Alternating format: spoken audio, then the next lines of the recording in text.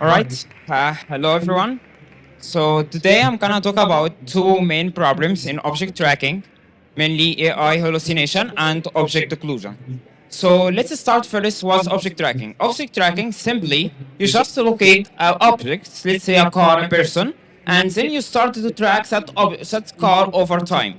So now the thing is now you are tracking something you see. What about something you cannot see? And that's what's called occlusion. And let me show you a scenario here. For you can see here a car and this car driving behind the building, but you cannot see it. And suddenly, ops show up in front of you. And now this I'm showing you that scenario specifically because yet, or I would say, before that research, that scenario wasn't possible to be tracked. This car wasn't possible to be tracked. So I will get back to this part later.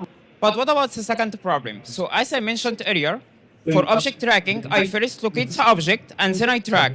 So to locate the object, I get it from the AI. But now AI gives me incorrect information as you can see here. And if, for example, he's saying there is a car there, even though there is nothing. So to show you if you cannot see how problematic it is, let me give you an example. Say you have a self-driving car and drives in a road and suddenly the AI is telling the car, oh, there is a car in front of you, even though there is nothing. So eventually the self-driving car will either drift or even brake. So now how we solve this problem? Actually, this problem is actually exists in us as well, but we just cannot see it. Let me give you an example here. So say I get you to a place you are not familiar with a closed eye, and told you blink one time and tell me what you see. Let's give it in this example. You will tell me at the first beginning, oh, actually I saw something red, but I'm not sure what's it. I tell you, okay, can you blink two more times? So when you blink two more times, oh, actually I think it is a red car, but I'm not sure about the model. I tell you, okay, can you blink seven more times? Tell me, oh, it's actually as I'm certain it's a red BMW. Do you see what happened here? You developed over time knowledge about what you have seen, and that's exactly what the AI is missing. So in that research, we are mimic the exact same behavior mathematically to be injected in the AI to deal with that problem. So now, at the early beginning, the AI will say, oh, actually, I'm not sure what I saw is correct or not. But over time, he will start to say, oh, now I'm sure this one is a car. So let me show you now by, as you can see here, so he's able to identify these examples. So able to identify the correct cars and remove the other ones. All right.